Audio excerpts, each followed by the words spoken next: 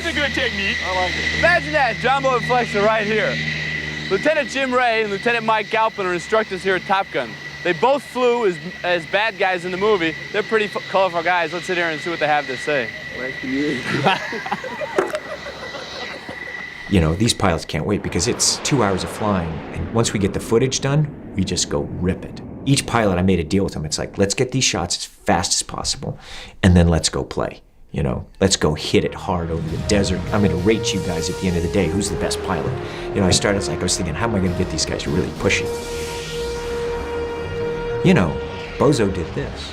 You know, Bozo, it's like each guy wanted to know, what did the other guy do, you know? So we just started really ramping it up. By the end of the day, we were going vertical, peeling over the egg, and just pulling back the power and just letting that F-14 float. We went all the way down past 20, 18, 15, you know, at 12,000, they're just pulling out right at 8,000 feet from.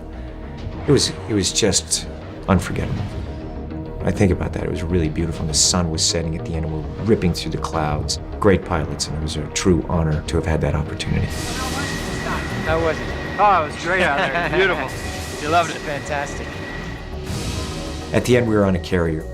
The night before we went on the carrier, there was a party. So a couple of guys were in sick bay, you know, when we landed out in the middle of the ocean, and we weren't supposed to know where's the carrier because it's out doing maneuvers. What the hell are they doing here? When we hit, everyone kind of spread out. There was no call sheets. We couldn't figure out who's who, what's what.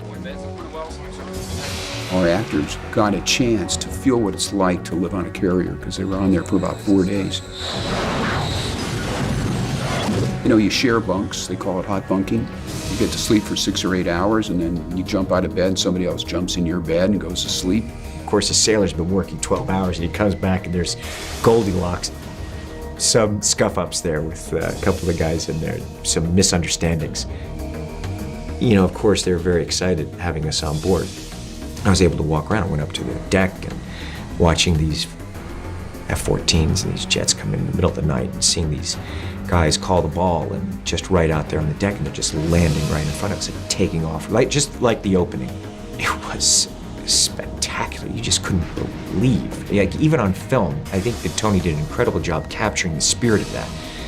But standing there in person and the power of seeing that aircraft land on that deck and the power of it taking off, and at night, and it's mysterious, and suddenly that jet is coming out of nowhere to land and the deck is pitching. I was just like, holy shit, it takes some serious courage. I think on both ends doing stuff like that.